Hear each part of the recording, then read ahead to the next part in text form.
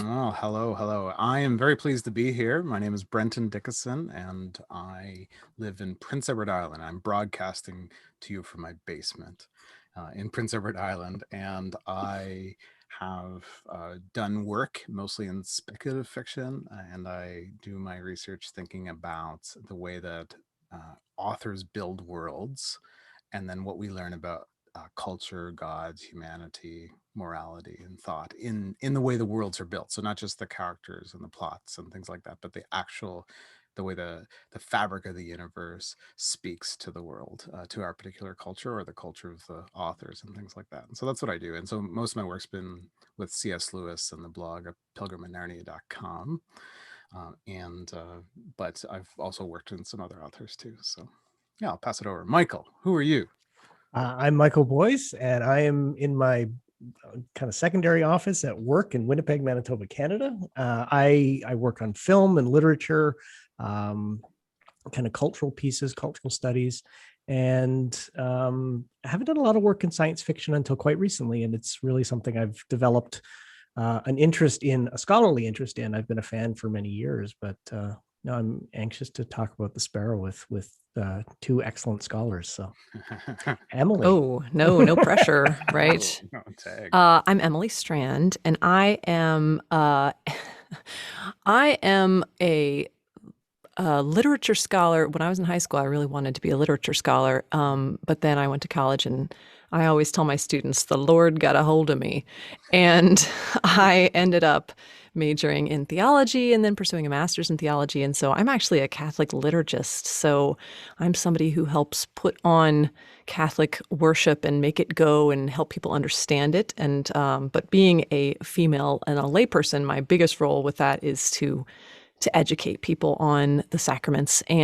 But I still have always harbored my love of literature, and I indulge that and express that usually through analysis of Harry Potter on our podcast Potterversity, also on my blog liturgyandlife.com, and just through being able to do little things like this, geeking out with other people about books that tell us about God and religion and faith and the bleakness of life and the not bleakness of life and the bleakness of life. The bleakness of life.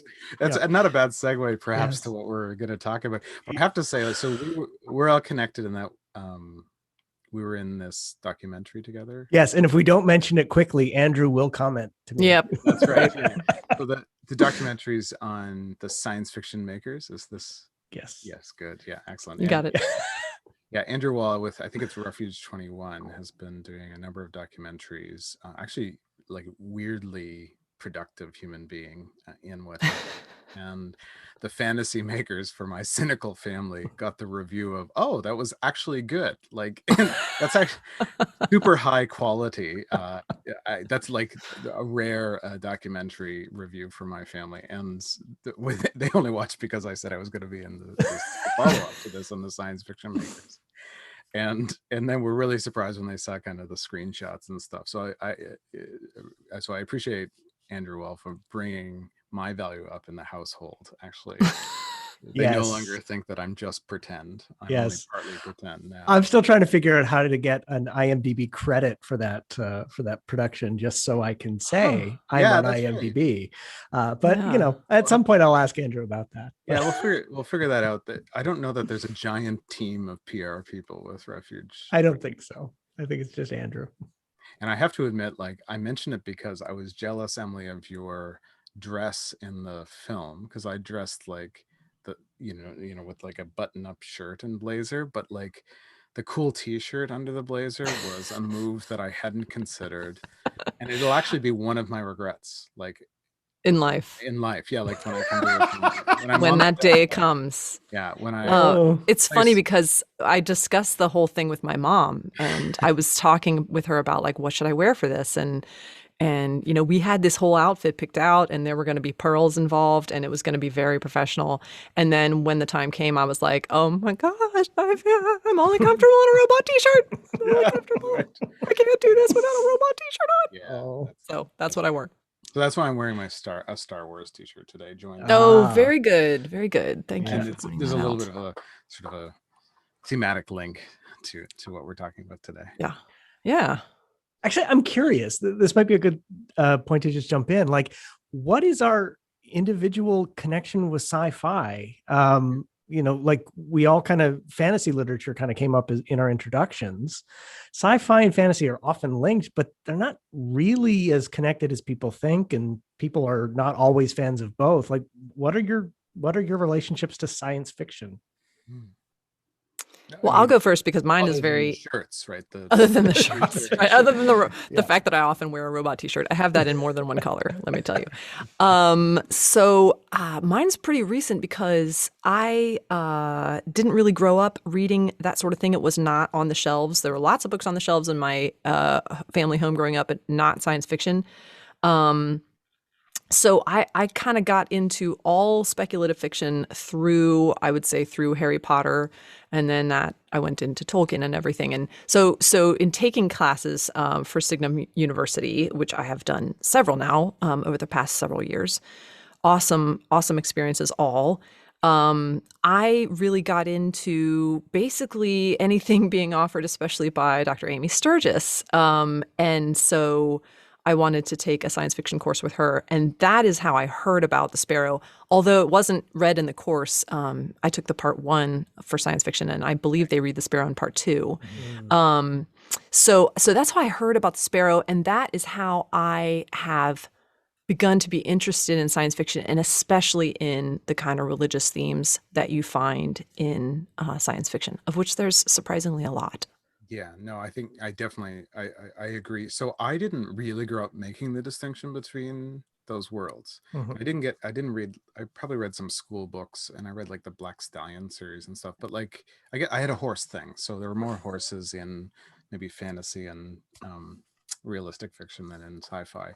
But I grew up, like, all my sci-fi growing up was that 80s kind of like vast world, like a lot of walking.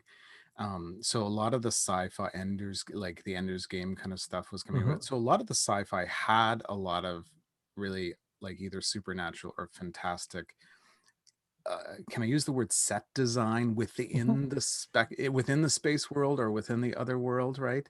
And so and so Ursula Le Guin, for example, right, and Mhm. Earthsea is like just really like sci-fi, magic world Earthsea, okay?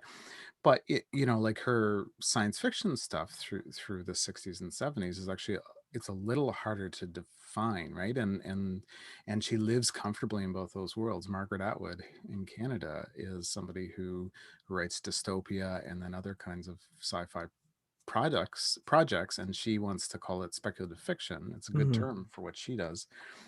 And pulls it back a bit, right? And so, yeah, so, and then, like, for me, turning to C.S. Lewis when I started my doctorate about a decade ago, it wasn't maybe of the fiction, I was first drawn to his kind of weird sci-fi experiments in the 30s and 40s. That was more of a draw to me than Narnia. Like, I first intended not really to deal with Narnia at all, and but I was attracted to something that I was having trouble placing in that kind of sci-fi. And so that kind of world of these people kind of playing with these themes through the 30s about the 80s is kind of was my attraction. So I don't know that I don't think I ever took a course called science fiction or something like that. So it's kind of like a long one way Mhm. of thinking about the world. Yeah. Mhm. What about you, Michael? Well, I'm the Star Wars generation, Yeah. so 70 is 77. I'm 2 years old, Yeah. so I don't go see the first one, but I definitely have memories of playing Star Wars as a kid, Mm. and I understand that Star Wars is maybe more better defined as science fantasy. But from there, I developed an interest in like Star Trek, and by the time I was in high school, Star Trek: The Next Generation was on, Yeah. and I would say that science fiction has kind of remained an interest, though I haven't gotten into it as much as some people. But films like Blade Runner in the '80s and Back to the Future all had kind of a science fiction-y element that attracted me and was really interesting.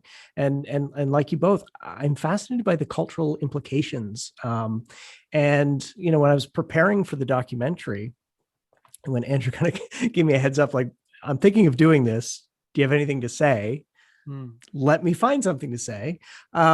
Exploring the idea of religion in science fiction is very different than fantasy. But you're right. Like, I think, you go to Doctor Who, you go to Star Trek. There are episodes in those franchises that are very heavily religious, for lack of a better term. Even though, as a genre, science fiction doesn't always embrace a theologically complicated reading of the universe. It's much more on the practical, the physical, but there's still something there, and I've always been kind of drawn to that, honestly. So, is there a science fiction book or series that has like a thoroughly embedded but cloaked religious world view, like Tolkien and Middle Earth? What comes to mind for me is A Canticle for Leibowitz. Yeah, sure, but like it's looking straight at the thing, right? Yeah. No, absolutely. It's a certainly an author dealing with Catholic themes, but it's a Right. Catholic And priest, yeah, right? and it's and monks, and it's not made up. I mean, it's it's firmly planted on this real tradition. Oh yeah, yeah. So Yeah. it's not like a built theological world. Yeah. Yeah, no, but what I mean is, like, yeah, and same thing, C.S. Lewis, when he does science fiction, it's clearly theological. Yeah. And James Bliss, The Case of Conscience, which obviously is will echo behind this for some readers, right? So Ursula Le Guin stuff's obviously anthropological, and so her religious ideas are Taoist or sort of post-Christian kind of. They're obviously there, right? So they're it's right straight on. What I mean is, like, that whole, like, I think of the great writers in America that I like: Flannery O'Connor, Frederick Buechner, and Marilyn Robinson, the great realistic writers. And all of them, the religion's right at the front, right? But like Tolkien says, the Lord of the Rings is clearly a Catholic book, a Christian, specifically Catholic book.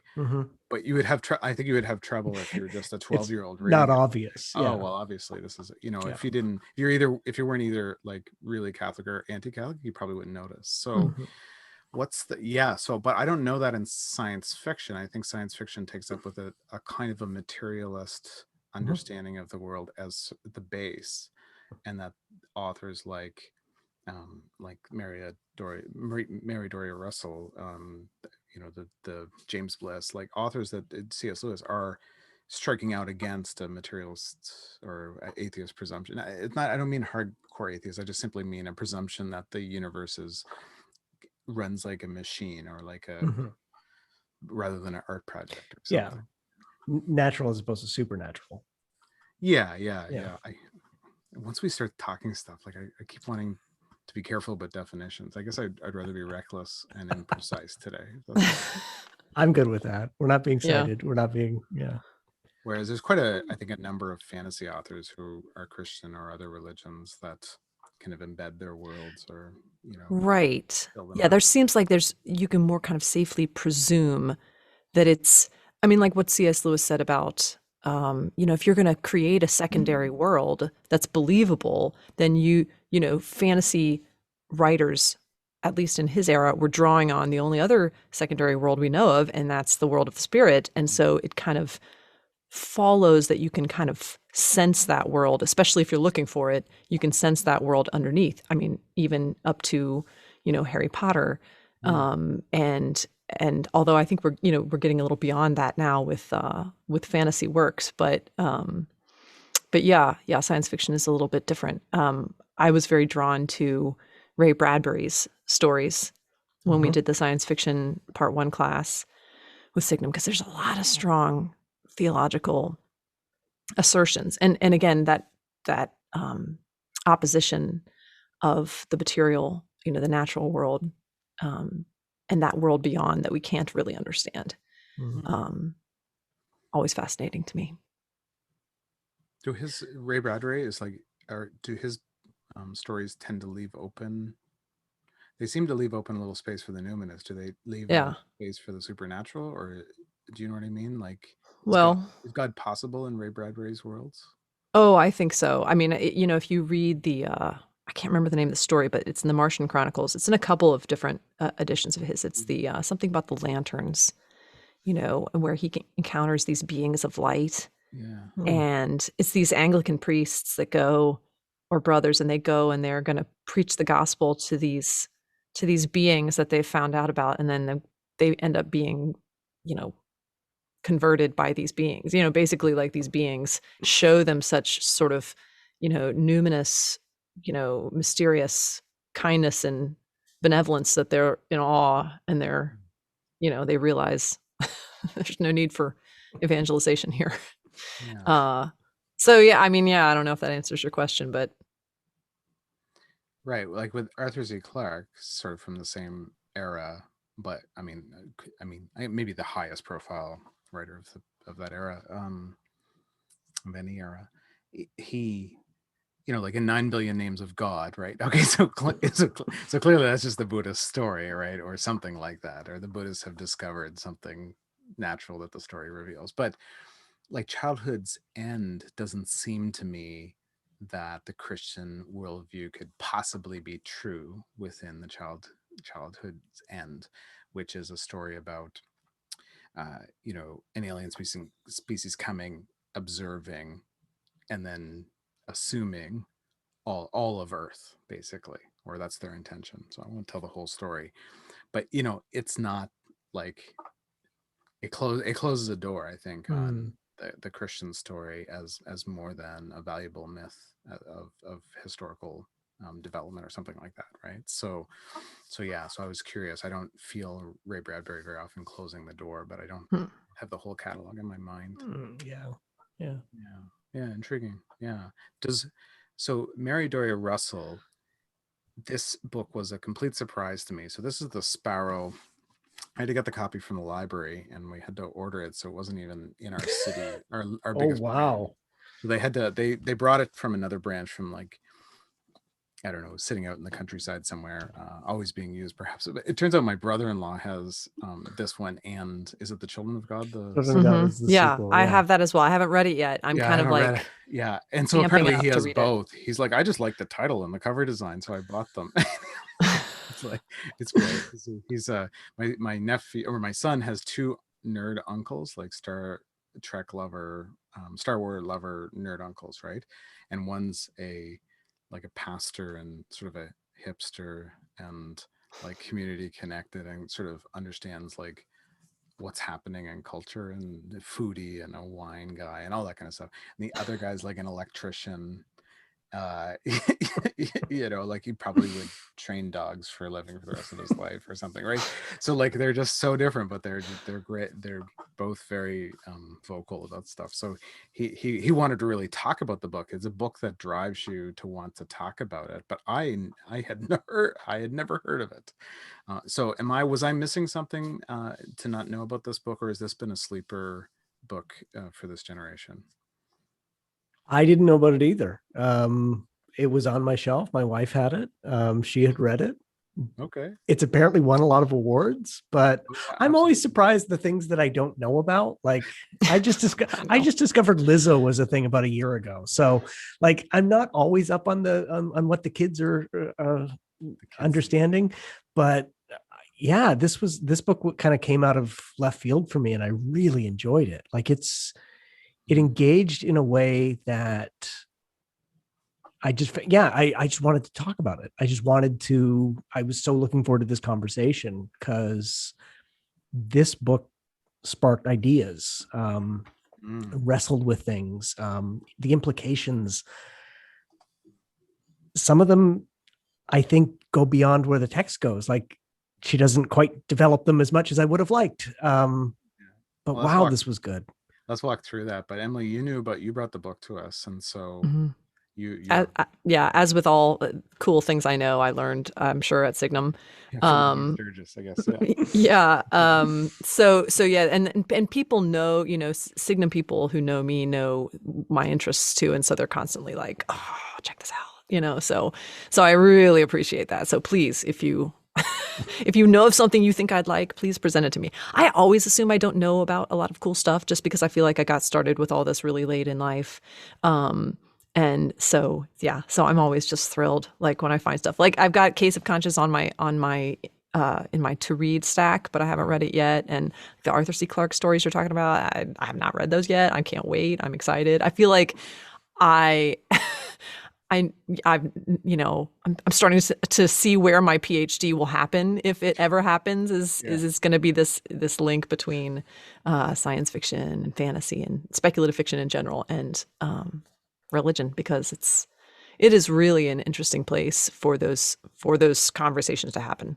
You should pick up where Margaret Atwood left off. She started her speculative fiction, or she started a PhD in what we would now call speculative fiction or fantastic fiction. So Tolkien and Lewis and a few others. So like E.R. Edison and stuff. So that's what she was playing with, and she didn't finish it. She wrote stuff. Some have heard about Margaret Atwood. So but yeah, no, that's go for it. You can do it. We'll see. Do it. I'm busy right now, but yeah, well, that happens. Actually, the busyness happens. Yeah. I mean, it is a beautiful book design. I don't know if people. Do you guys have like a? Oh, I have a different one. Oh yeah, I have the same one as we Michael. have the 20th century. Sorry, the 20th anniversary edition. 20th anniversary. And the stars are really cool because they look like the kind of stars you see painted on the ceiling of a basilica style, sanctuary space. And yet they're clearly the heavens, right? Bringing these things together. And I was intrigued by the title. I would love us to talk about the title and how it bears upon the whole story, because I was looking up, the scripture that is referenced by it. And it's not super conclusive. It's not super as with all things in this book. It's not a super obvious, like smack you in the face sort of reference.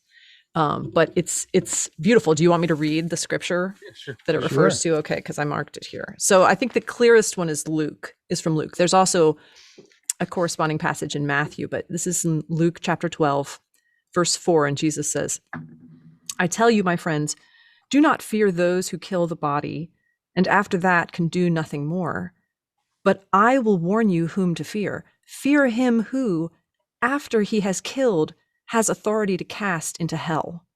Yes, I tell you, fear him. Are not 5 sparrows sold for 2 pennies? Yet not one of them is forgotten in God's sight. But even the hairs of your head are all counted. Do not be afraid. You are of more value than many sparrows." Wow. Yeah. I did not put it in context in my head with that's a tremendously effective reading of the core theme of this book. Right? Yeah.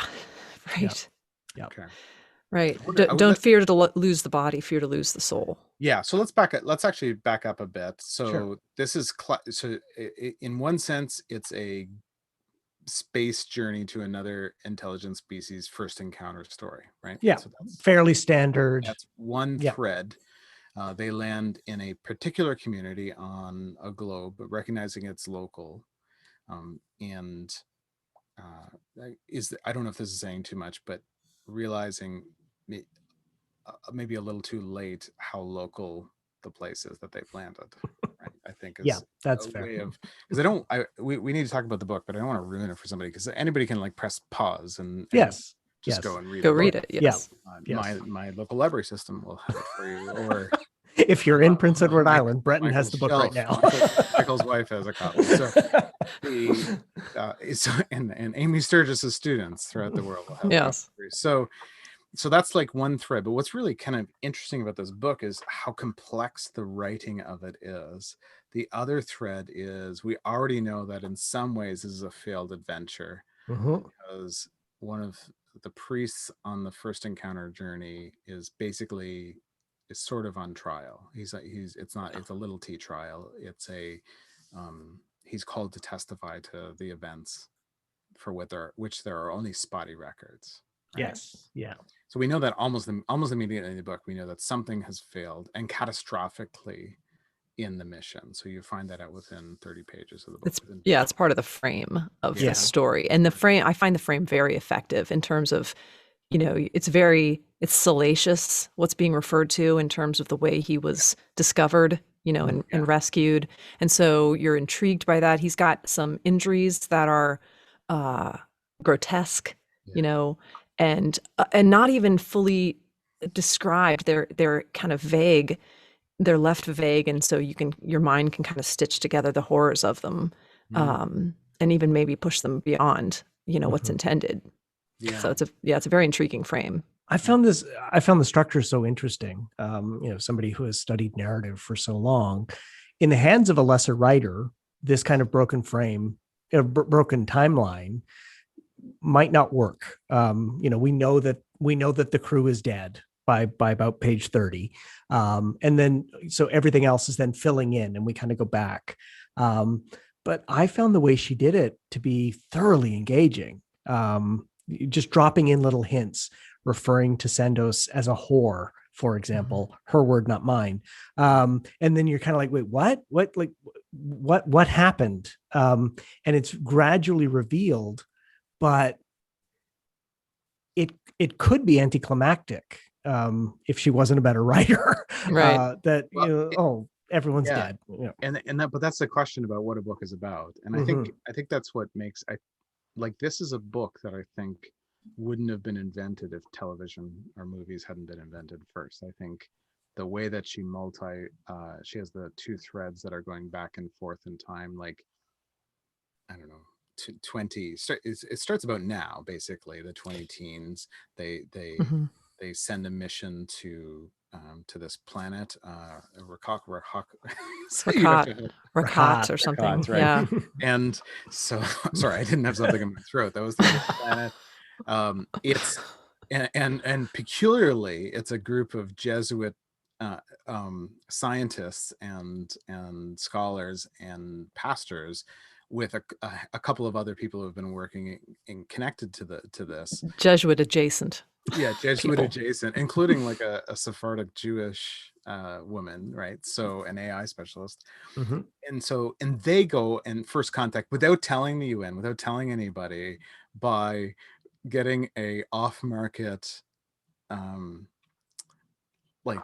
asteroid space rock ship, right. So getting an off-market asteroid. So this is a future place where asteroids are being mined for materials, but the bottom fell to the market, so they can buy asteroids for a cheap rate.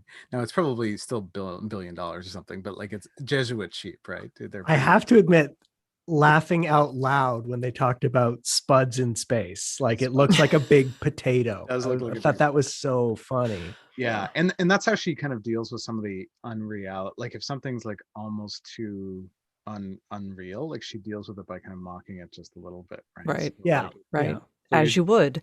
Yeah. It's actually pretty effective. And so then did I understand it right? So the asteroid ship picks up speed. Yes. Once they picks up speed, takes a month or a year to get up to speed, but then get up to something that's near light speed, so they can cover the distance and not age. Yes. And thus, so they don't have to bring generations of people. They just have to bring themselves. And so, and that's how the one character, Sandoz, the Jesuit priest, Emilio Sandoz, who arrives back on Earth, this damage that Emily talked about, to stand before his brothers, actually, because it's a Jesuit mission. He stands before the people who are above the Jesuit mission leaders. So yeah, that's a pretty peculiar setup to a book, right? So, yeah. Well, and so interesting, because she contrasts the Jesuit missions to North America as being, kind of the beginnings of this kind of work. There are references to those early explorations by Jesuits, and then just putting it into space, and it I mean, in some ways it goes just as well as those historical explorations. Some of them, yeah. Some of them. Yeah, in some cases better. Yeah. Sorry, dark humor.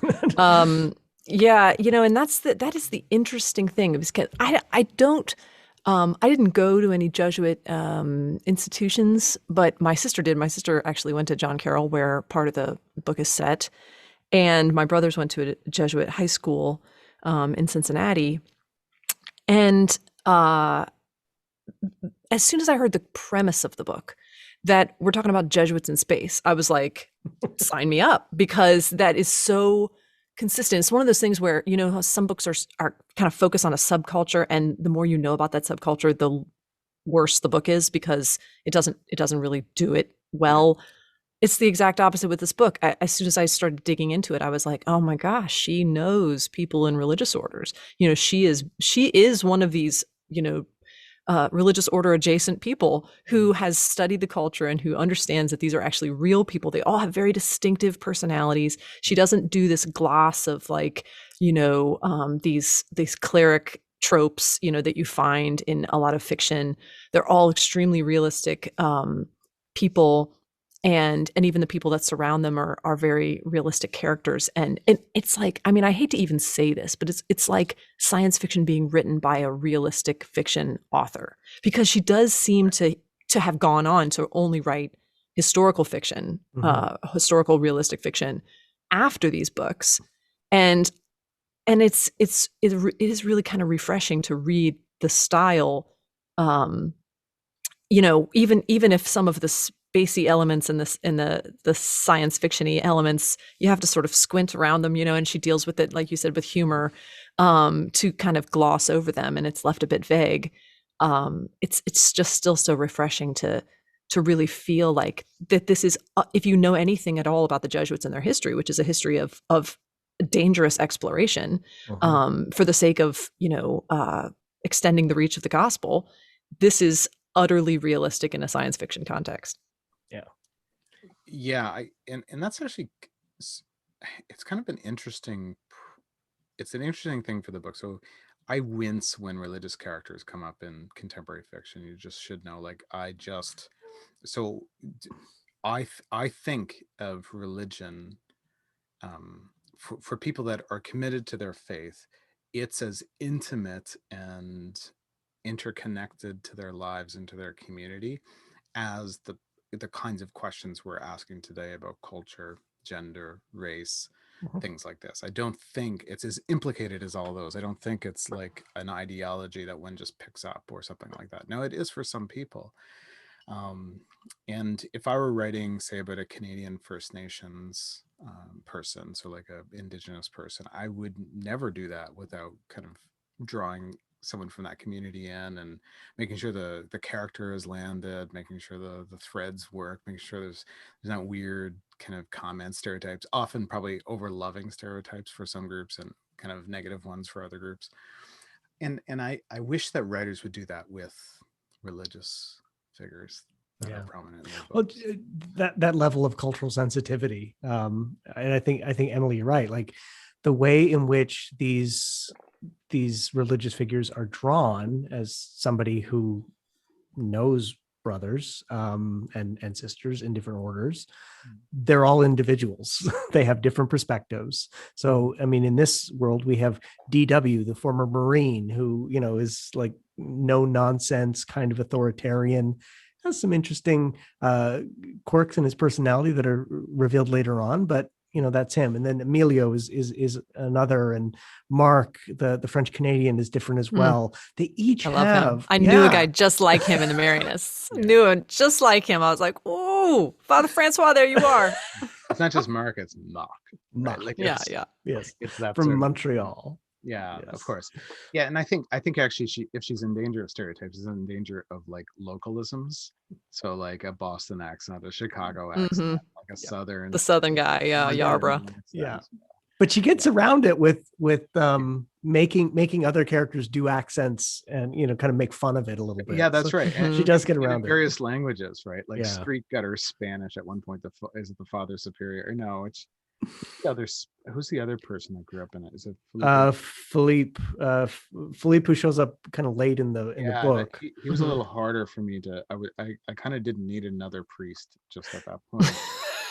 And so like Ray's and yeah, I also have editing notes that I would give her. But they're arguing back and forth in gutter Spanish. Whereas I presume that the conversation had been Latin up to that moment or something. Actually, I don't know. Is the Inquisition, little I Inquisition, in Latin or in English or in French or in like? I don't know if it's It ever. would have to be Latin, right? Wouldn't it? Well, you mean like the Inquisition, like the actual testifying? What language is he testifying in? Oh, he says told? In the beginning, he says that he prefers to. Sandoz prefers to maintain English because. But that's with Candati. Like when I think John Candati is a priest from Chicago, right? Who, like, oddly is empathetic and like he's a recovery priest, like helps people recover from things, basically a confessional priest or something. And with him, he wanted to speak a language, whatever. Right. Yeah, and they decided English. And the actual trial. Yeah, and the context is that Sandoz can speak a dozen or more languages, right? And learns them really quickly, and plays the role of, sort of the philologist stranger and a lot of sci-fi, but does it with a lot of specific detail and highly effectively with the translation team. So him not wanting to speak multiple languages and he gets back to Earth is actually part of that brokenness that he brings with him. Or occasionally, it happens at least 3 times, I think, where he's at a loss for words. At least once or twice, she draws attention to the person who can speak 12 languages is at a loss for words. Yeah, that's but it works well, but she doesn't, because she doesn't overuse it. Right. I don't know if it ever actually says what language the Inquisition is in. They speak a lot of Italian over there when they're in Italy. But then is it what would, well, Candati sounds like an Italian American name, but would you presume that like it wouldn't be Spanish, it wouldn't be French, it would have to be English or Latin or Italian. I would assume, Italian, But like, so the Jesuits have moved on a bit from 2000, so 60 years. So it's 2060 is when we get most of what's happening in the Jesuits inside, and they've moved on quite a bit because it's really tough to find priests, but there's been a lot of learning about past issues, and the Jesuits in that 2060 community largely seem like they want to appreciate that, like they want to is that, am I reading that right, that there's a sense of maturing that's happened in the Jesuits? They're still smart, they're still at the front of the game of things, but the 2019 mission to Rakhat was really about kind of throwing forward for a whole new sense of things, right? Did I read that right? That's kind of how I read it, that it kind of affected the order in some ways. Yeah. I was curious what you both made of this. So there are 2 timelines, as we've said. There's the present day, which is 2060, in which Sandoz comes back and is kind of on trial, and then it flashes back or goes back to about a year ago from our current timeline, 2019. She wrote the book over 20 years ago, so that would have been the future for her. But now we're in is there a space 1999 problem with this, like where we don't actually have asteroids that fly to other planets? That's our fault, though. Like, been slacking. I appreciate her putting it in the reach of her own future for some of that stuff. But now that we've come to that age and we're not as advanced, I'm disappointed we don't have flying cars. Is that going to negatively impact the overall effectiveness of this book going forward? No, I don't think so. Because I think like once it's in the past, like people will forget about the timeline. Like I don't think it's all going to be some other future. You can change the dates of the book and it wouldn't make except for whether the Cubs win or not. That's still pretty highly unlikely over the next 40 years. Sorry. There's a lot of baseball references and I don't. Well, there's we could have a whole conversation about her pop culture references, like the references to the Princess Bride and Star Trek. And she throws these in, and again, really smart, because she places it within, 20 years her future, Yeah. where people would still have those references. Do they take anything away from the book for you? Like, Well, she should have put Harry Potter in. Like, I mean, she should have. No, it wasn't out yet. as far as Right. what's that? Sorry. It wasn't out yet. Yeah. 1996 was when this was published, right? Was it? I thought it was 99. 97 is Harry Potter. Yeah. No, she couldn't have known. Like, here's your problem. Yeah. I don't know. Like, yeah, I think pop cult, like, yeah, if you're going to be relevant, you're going to be relevant for a much narrower band of time. And like, that's the, like, station, Ready Player One. Yes. Its entire relevance is that it's rooted to a past age, right? So its pop culture savvy is rooted in the 1980s. It has a cachet that I think that book helped build the cachet for the decade that followed, but certainly was ready for that, right? And that's what made it cool, right? Or that's one of the coolness factors of that kind of pretty limited book. So but pretty interesting book. So yeah, I think that's always going to be gonna be a factor. If you play a song, like, unless it's like it has become iconic, right? So I can name, if we looked at the top 100 80s songs, we probably would only be spinning 10 of them in our head at any given week, right? But if I say like Total Eclipse of the Heart or something, that probably will be around in 2060, especially if the video, with the weird creepy people with the bright eyes, if that's still there, then so there are certain things that kind of move forward and certain things that don't, right? Yeah. Well, in the book, it's the one guy on the mission who dies first, who they just may as well have called Red Shirt. Plays the music, and it's not Beethoven, it's Van Halen. It's like, okay, I didn't actually write his name down in my list. He's the question mark on my notes. Yeah, I have Mark Alan. I don't know. Yeah, I think it might be.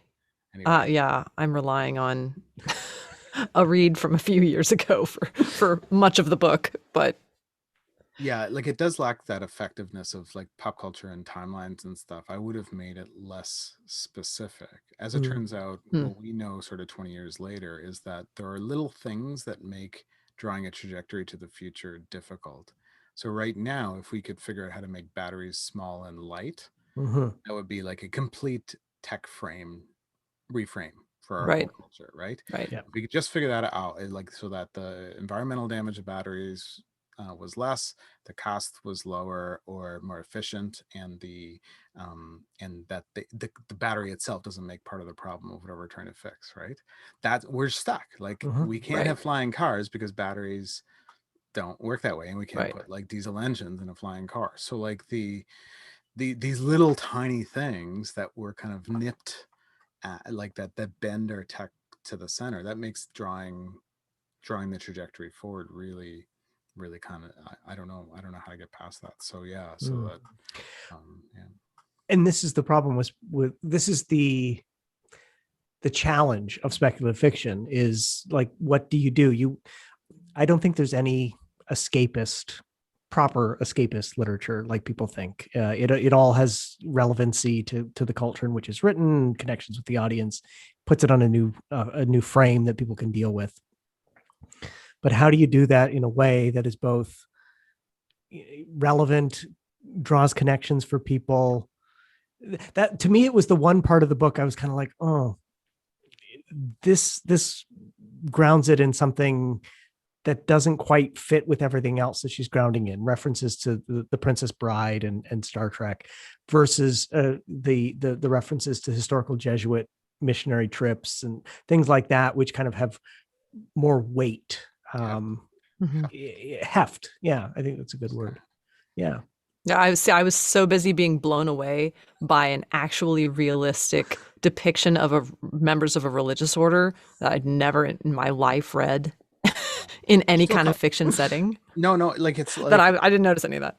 It's like everybody's still stuck in Chaucer's stereotypes, right? Like, so we're talking, it's really, really, really hard to find authentic religious characters. It's just like, and I don't like, I mean, even like, I don't know, like the Kite Runner, so a Muslim book, right? And the characters are, I mean, they're real to the story, but pretty, like, who's walking around with just like an authentically, with the best possible view of what a Muslim faith would be, right, or something like that. Yeah. And it's just not like, it's just like our North American writing doesn't produce it. Like it's Mhm. really, and so that's why you get the, you know, it takes some sort of jump to kind of get there. So like Frederick Buechner does it by authentic hypocrisy, right? Like that's his he creates these beautiful little hypocrites, you know, these beautiful flawed characters that are just real. um, what I loved about this book was, like, if you're, I guess I didn't think too much about the technology of it. I just kind of said, okay, well, whatever, right? Like that's enough to get us to Mars, so that's fine, right? Like it's cool. The implications of time are cooler than the structure she uses to create those implications, and she lets those surface. What drew me was we have real characters, Uh-huh. and like at one point I had to put the book down because like I knew bad stuff was gonna happen to these characters. I just didn't want to read it, even though I already knew the bad stuff happened. Like, well, Yeah, it's like Rogue One. You're like, Yeah. yeah, oh, that's I right. don't want to stop loving you yet. Yeah. Yeah. Yeah, the whereas some people were like, yeah, no, let's just kill them all. So like, Anne. So Anne is such a great character. So she's the Oh. woman everybody falls in love with, right? Yes. So, but she's older I and love that. has intellectual capacity. She's maternal, but not maternalistic. Uh-huh. She's maternal and professional. Like it's all the She's things. sexual. She's Mhm. sexual, Yeah. but thoughtful about it, Mm-hmm. Mm-hmm. right? Like, is this, you know, she's supporting Jimmy. Is he son or is he lover? Like she creates these kind of categories and works Yeah. them through. She's skeptical, religiously skeptical and humorous about it. Mm-hmm. Right. And yet not dismissive But of yeah, but there's those. certainly, I don't think there's a growth in George's character, her husband. But He's just solid. I think there's, yeah, he's just solid out. But like, there's certainly growth in her. I think there's a growth in her faith journey in this book. If I don't know if faith journey is the right thing to say, but like, there's a growth in the way that she relates to God and others religiously through the book. So yeah, so like that's a real character. So there's a living, human, breathing, like all the things that American literature wants to squash into little boxes: motherhood, Right. sciencey people, Mhm. religious or anti-religious people. Like Mary Doria Russell lets live Mm-hmm. for us. Yeah. Well, I think Sophia might be my favorite Sophia, character, yes, just she's great. straight up, like, So because she's so this is our complicated. Jewish, Sephardic Jewish, Who is Turkish Indentured servant. she's an indentured servant Yeah. who comes out of prostitution. She loses all of her family, which the, the connections between her and Sandoz, who And gets where he ends labeled up. and where he ends up, Yeah.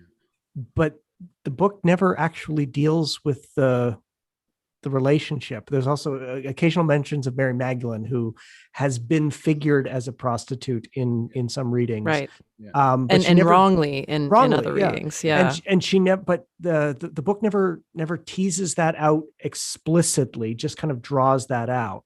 Sophia is a character who comes out of that, who finds a relationship with Jimmy, although it's kind of characterized as Sandoz stepping Substitute. away and, Yeah.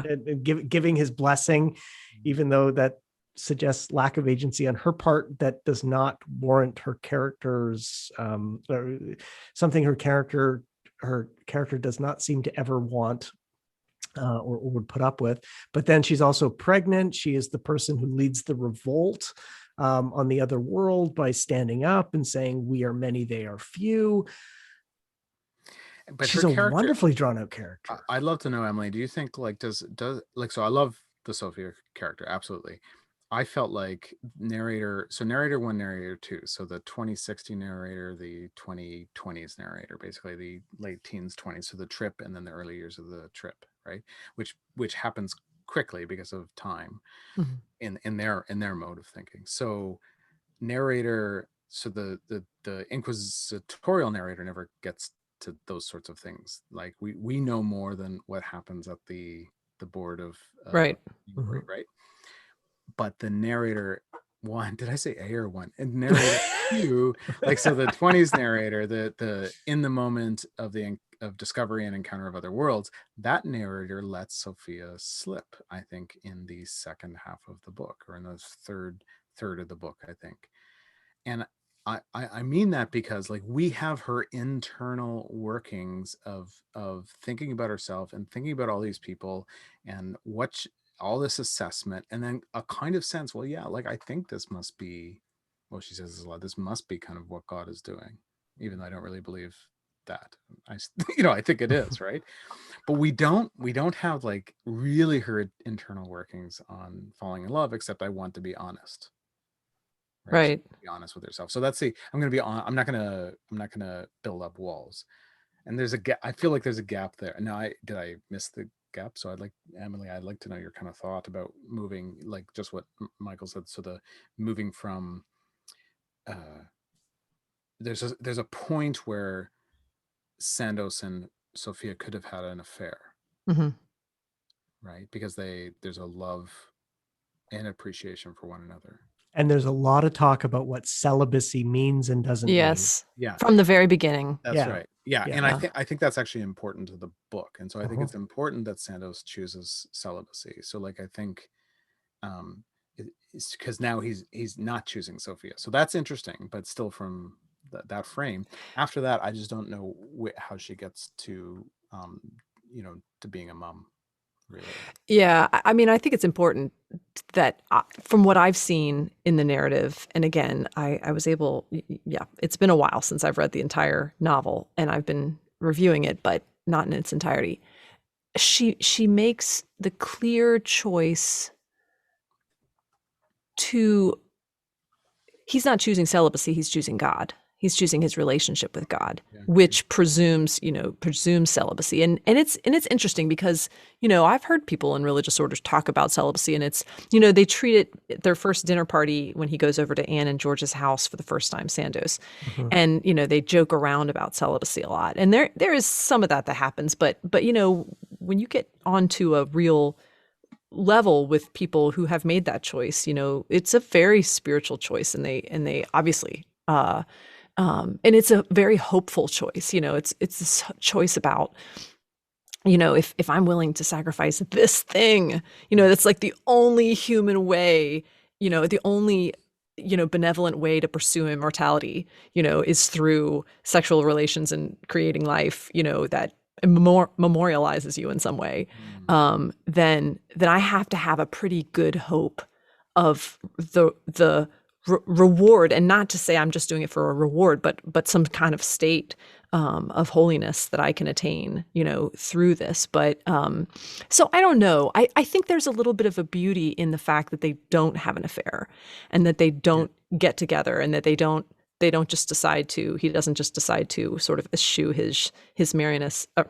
Sorry, Marianists. I'm used to Marianists. His Jesuit vows, in the face of being far away, and so and the fact that she's able to sort of transfer her affections and maybe what she needs. But again, you're right, it's cagey. I was interested to hear you talk about the narrator 1 and narrator 2, because I noticed from the very start, I was just thinking this is the same narrator, but at the same time, I think you're right.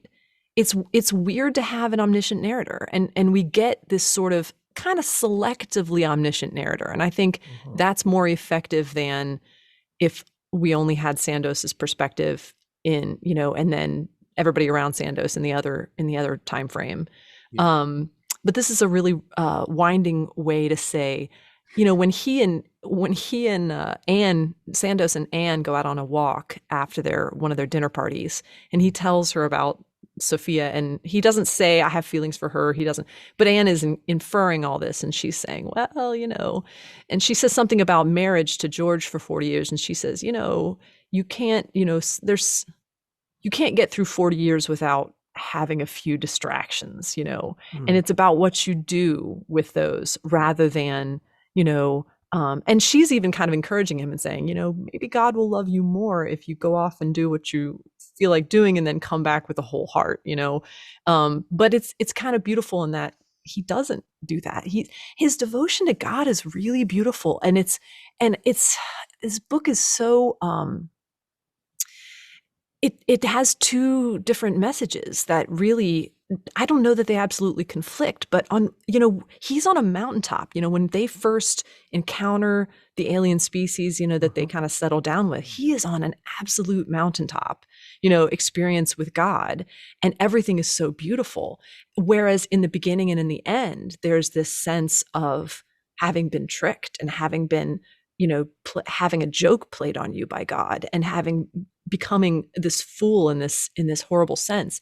And I think that his maintaining his celibacy and her kind of working out a way for her to express her feelings, with somebody who's available, is sort of a testament again to the purity of his heart. And that's being, compared and contrasted with what happens in the frame, with what's going on in the frame. So I don't know. That's probably not an answer to your question at all, but and what I love stick to it is she never resolves that tension between those 2 points of view. Right. At the end of the novel, it suggests some kind of stability in his perspective, but it never explicitly gets there. Let's talk about this. Okay, so because I think this is the intriguing contrast that we saw in the scripture that you read from Luke, Emily. So, okay, what we mean without telling the whole story is that, but so I think they resolve in this way, is that what we have is a character who reaches this pinnacle of religious experience. I think this is the only book I've ever read that gives a consideration of celibacy in a positive way, like in a truly integrative kind of, this is not just because I made a promise, even, right, which is, I think, a frame for that generation. Or because sex is bad, or because sex is bad, or anything like that, that it's the only choice. Yeah, right. It's right. It's explained in the book that there are, it's a gray area in some respects. Yeah, but like I think there's an inherent, everything builds towards the pinnacle of religious experience for Sandoz, and he's a saint. Like, we should be viewing him as Mother Teresa, or one of the, if we have any imagination of saints, it's a real character, right? But a real person, really kind of reaching a kind of numinous mystical height. Okay, so you have to, like, so it's an authentic choice for him to work through feelings for this dynamic, intelligent woman, Sophia, and then to move through that. Okay, so that all works.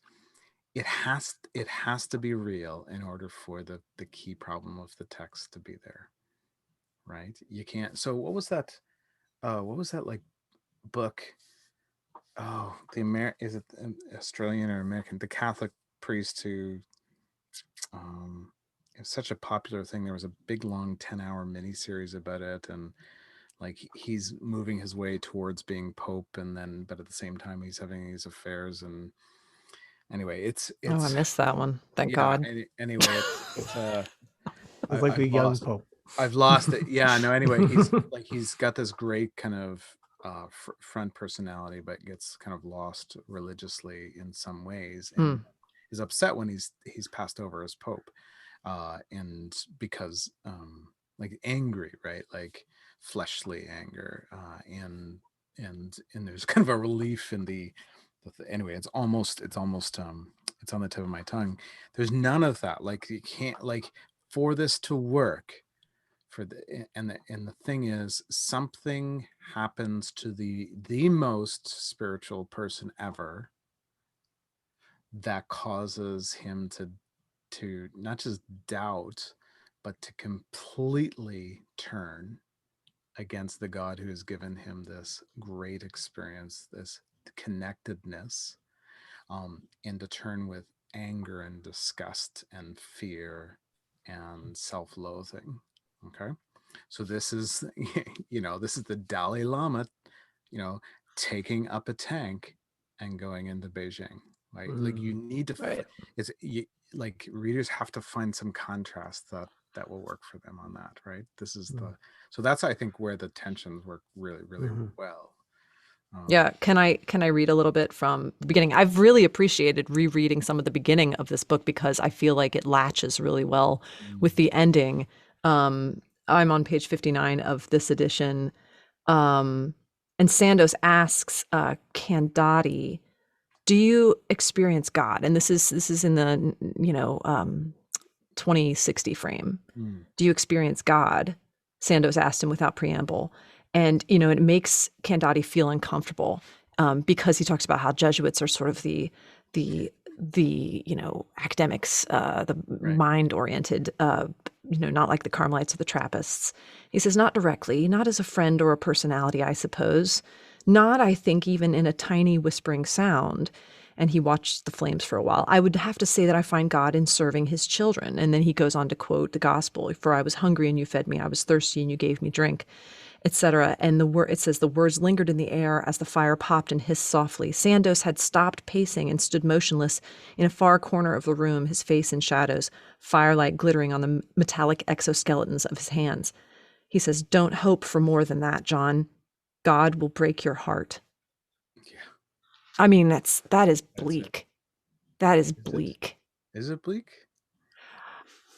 I mean, yeah. I mean, you tell me why you're questioning that. So Augustine, right? So Augustine says, like he had a friend die, and he kind of says, like, part of his theology is a limitation of love, right? And because there's, I think Augustine isn't as much worried about being hurt, I think, as implicating someone other than God.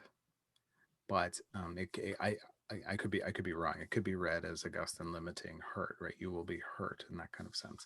That's how C.S. Lewis reads Augustine, as concerned about being hurt. I'm not sure he's quite right there, but that limitation of love is an intriguing perspective.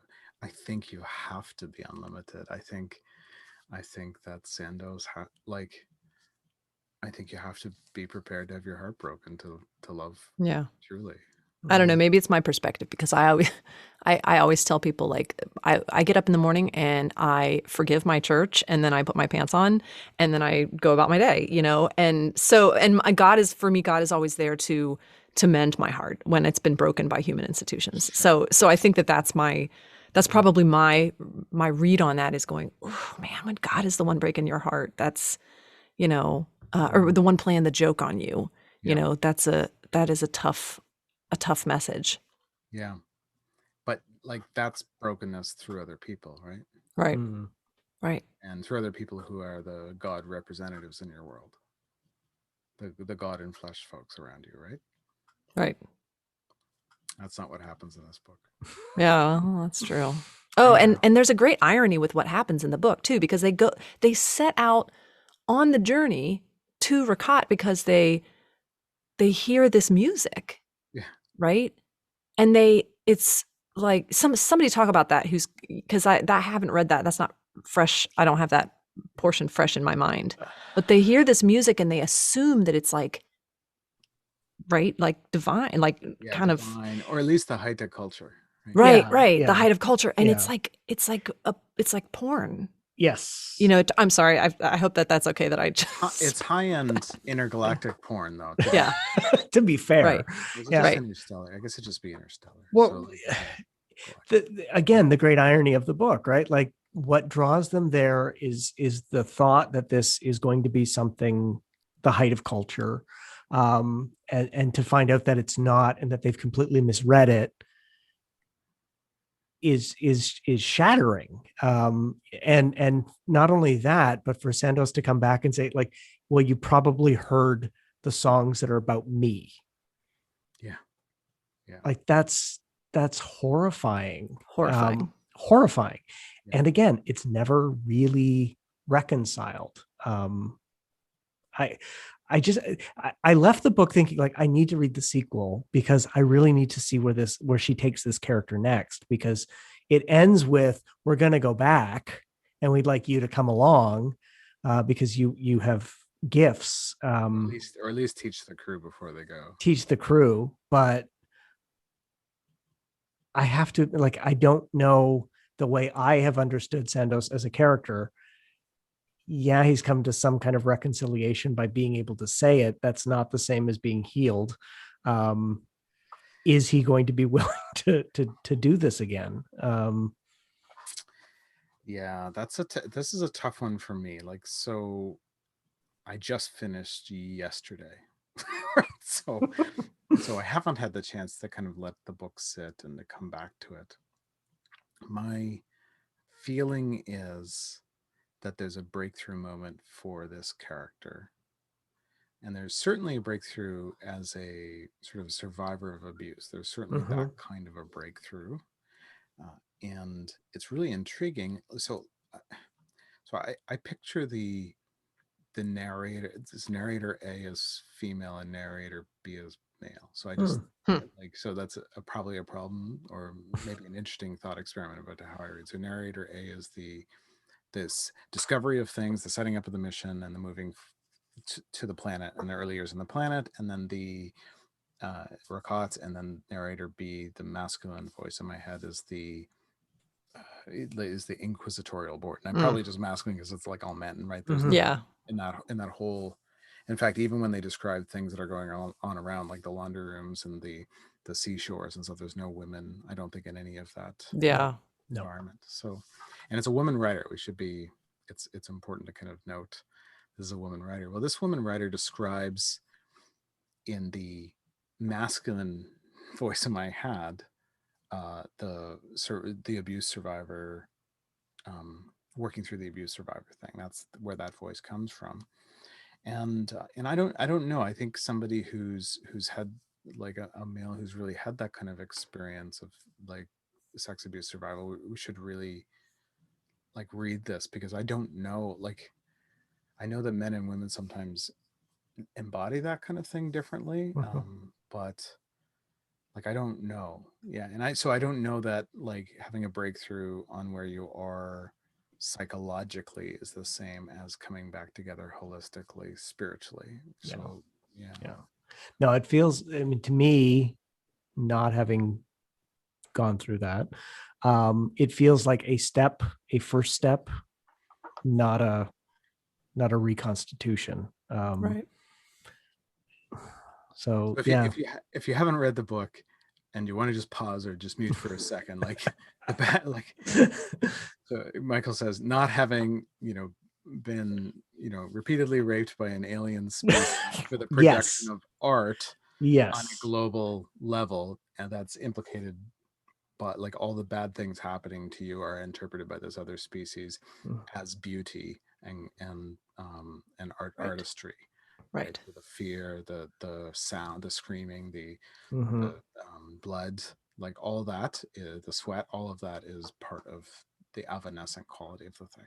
Until he's used up and kind of moved away, which may say something about the artistic level of so that's like that reality. But then there's a second problem, or a second thing, is that he ends up killing the person who's most dear to him on the entire planet. Yes. Right. Like, has the author gone too far in torturing her characters? Is this a step? Did she bring things together but didn't do it fully, or is the character not integrated at the end, and the tension remains? I don't know. I don't have a final answer on those sorts of things for myself. Yeah. No. Well, and I do think if there is healing for Sandoz, and I agree that there is some, obviously, even with the hands, in terms of the different devices that are fabricated for him to help him with the state of his hands, which I think is another, we probably have a whole nother conversation about what those hands mean and what that's all about, and how they're functioning in the story. I lost it because I thought about the hands, and then everything else went away because there's so much there with the hands. Yeah. So you were talking about like As bad as it gets for him Mhm. is, I think we're supposed to understand, he's come because I think when I was first reading it, I was like, this is too much. This is unnecessary. This is unnecessary. What's being implied here? And it's interesting because it's mostly just implied. There's very little graphic description. Kind of similar to what she does between Sandoz and Sophia, romantically. It's all very, implied, and it doesn't come to any sort of graphic physical fruition. So I guess the extent of what he goes through is sets up his recovery in any sense as a pretty miraculous, I guess would be the only word.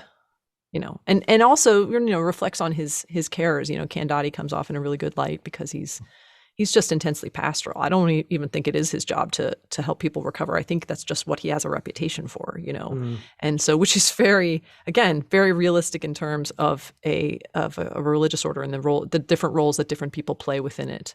Some people are just your go-to pastor. You're like, if you need somebody with sensitivity, go to this guy.